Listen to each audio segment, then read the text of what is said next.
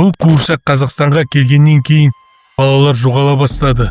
Түнгі 03:19-да камера өшеді, ал кадрда бір ғана нәрсе қозғалады.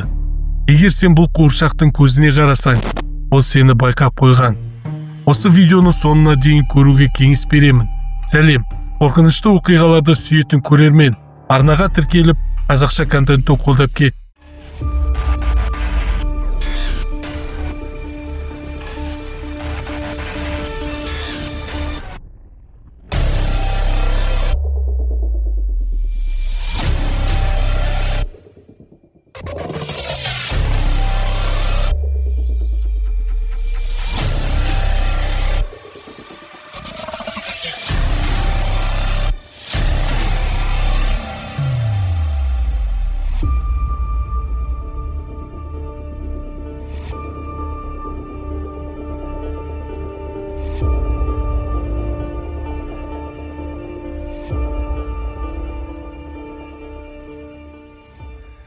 Мэнди сырт көзге қарапайым ғана қуыршақ еді.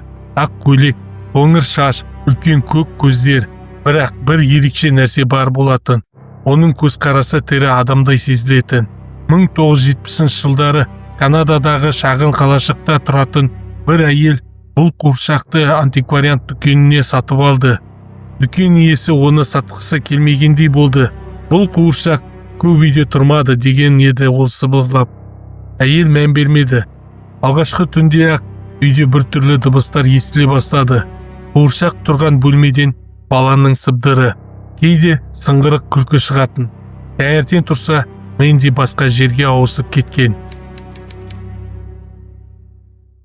Кейін анықталғандай, Мэнди қарапайым ойыншық емес еді. 1930 жылдары бір жетім қыз өмір сүрген. Аты Мэри Энн. Ол үнемі қолынан тастамайтын қуыршағы болған. Балалар үйінде оған қатал қарайтын, жиі жазалайтын. Бір түнде Мэри Энн үстісі жоғалып кеткен. Ал сол түні тәрбиешілер мына нәрсені көрген. Бос бөлмеде жалғыз тұрған қуыршақ, қанға ұқсас даққа былғанып, ал көздері бұрынғыдан да тірі сияқты. Сол күннен бастап бұл қуыршақ Мэнди деп атала бастады. Кімге барса да ол үйде бала жоғалуы, түнгі айқай, өздігінен қозғалу оқиғалары тіркелетін. Жылдар өте Мэнди бір коллекционердің қолына түседі. Ол интернет арқылы антиквариаттарды сатумен айналысатын. 2022 жылы бұл қуыршақты Қазақстандағы бір адам сатып алады. Қуыршақ Алматы маңындағы ескі үйге жеткізіледі. Алғашқы апта тыныш өтті, сосын басталды.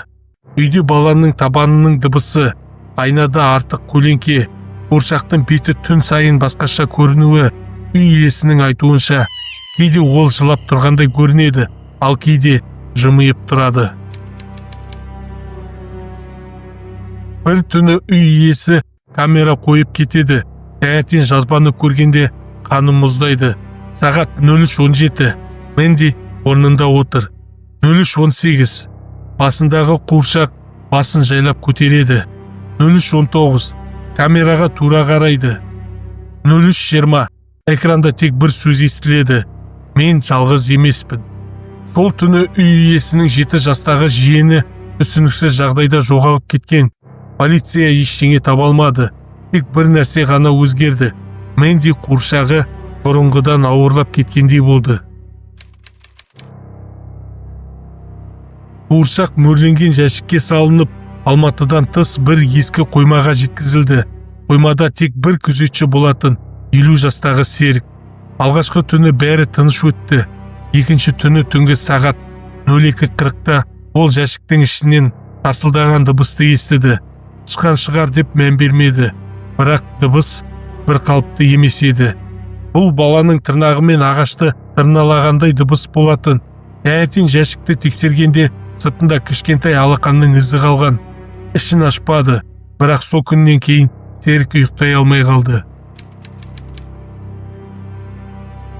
Қуыршақты тастамақ болғанда ол қайтадан үйге оралып отырған. Өртемек болған, от сөнген, суға тастаған, келесі күні кіреберісте тұрған. Ақырында оны жабық қоймаға мөрленген жәшікке салып, белгісіз бір жерге өткізіп жіберген. Бірақ кейбір адамдар Қазақстандағы антиквариат дүкендерінен көздері тірі сияқты бір қуыршақты көргенін айтады.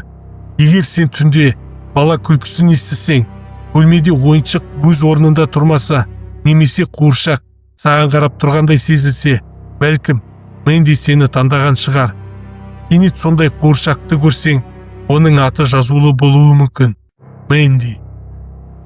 Егер видео ұнаса, арнаға тіркеліп лайк басып, өз пікіріңді қалдырып кет. Әрине, мен оқимын.